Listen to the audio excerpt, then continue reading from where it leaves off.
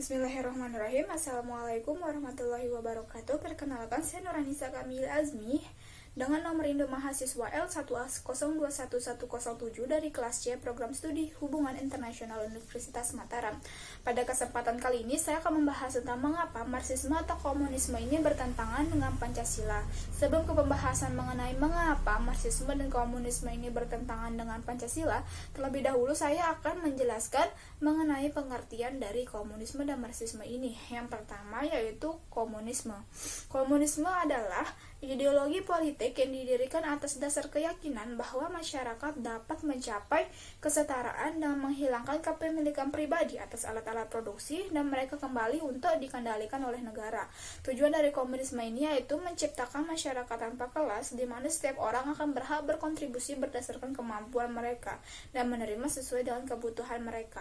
Jadi, dalam masyarakat komunis yang ideal, tidak masalah siapa yang menanam karena tidak ada yang mengklaim kepemilikan tanah, sehingga dalam hal ini kita akan memberikan hasil panen kita yang kemudian kita salurkan atau kita berikan kepada negara yang kemudian negara akan membagikannya kepada semua orang, karena pada dasarnya makan adalah hak mereka meskipun mereka tidak bekerja atau tidak berkontribusi untuk itu.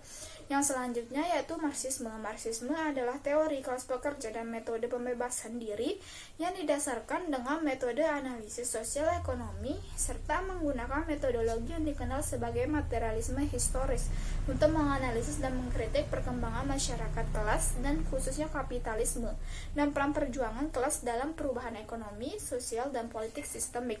Teori Marxisme ini merupakan pemikiran dasar dari Karl Marx dan Friedrich Engels, yang dimana teori Marxisme ini sangat menentang paham kapitalisme. Selanjutnya kita masuk ke pembahasan inti, yaitu mengapa Marxisme dan komunisme ini bertentangan dengan Pancasila. Sebagai seorang ateis, Karl Marx berpendapat bahwa agama adalah candu bagi masyarakat. Karl Marx mengatakan seperti itu karena menurut Marx, kekuatan agama yang besar bisa membentuk ilusi akan kebahagiaan di dalam pikiran manusia dan menjadi semacam opium bagi orang-orang yang sakit, sebab bisa meredakan rasa sakit dan kesengsaraan. Selain Karl Marx menyebutkan agama adalah candu, hal yang harus kita ingat juga yaitu syair lagu internasional yang merupakan lagu Marx komunis yang berbunyi, "Tiada maha juru selamat, tiada Tuhan atau Raja." Pendapat kontroversial ini sangat tidak enak didengar oleh telinga orang-orang yang beragama. Marx mengatakan bahwa agama hanya sebagai pelipur lara bagi orang yang tertindas dan terhempas. Agama hanya menjanjikan kebahagiaan semu dan hayali.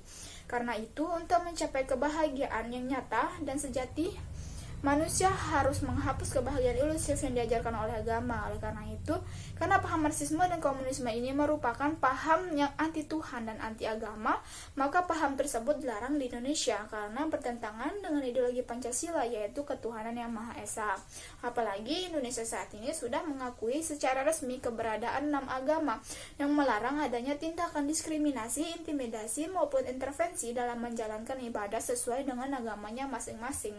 Seandainya paham komunisme ini diterapkan di Indonesia, maka semua orang akan melakukan tindakan-tindakan yang sesuai dengan apa yang dia inginkan tanpa memikirkan apakah tindakannya itu benar atau salah, karena tidak adanya hukum yang mengikat. Ditambah lagi karena kaum komunis yang tidak mengakui adanya Tuhan, sehingga kaum komunis juga tidak mengenal apa itu agama, di mana agama itu mengajarkan mana yang baik dan mana yang buruk. Pada paham komunisme juga dalam hal demokrasi, keputusan akhir ada di tangan pemimpin tertinggi partai. Tidak boleh ada oposisi alias satu partai, serta tidak ada kebebasan untuk berpendapat, dan semua harus duduk kepada doktrin partai serta keadilan hanya untuk kepentingan negara saja. Komunis ini juga tidak menghargai adanya hak asasi manusia, sehingga pembantaian dan segala bentuk penyiksaan mudah untuk mereka lakukan, dan komunis juga menolak keras adanya rasa nasionalisme pada diri seseorang.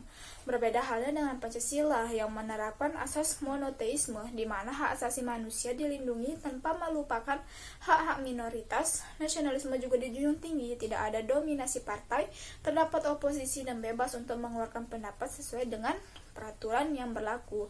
Cukup sekian materi yang bisa sampaikan, kurang lebihnya saya mohon maaf. Wabillahi taufiq wal hidayah. Wassalamualaikum warahmatullahi wabarakatuh.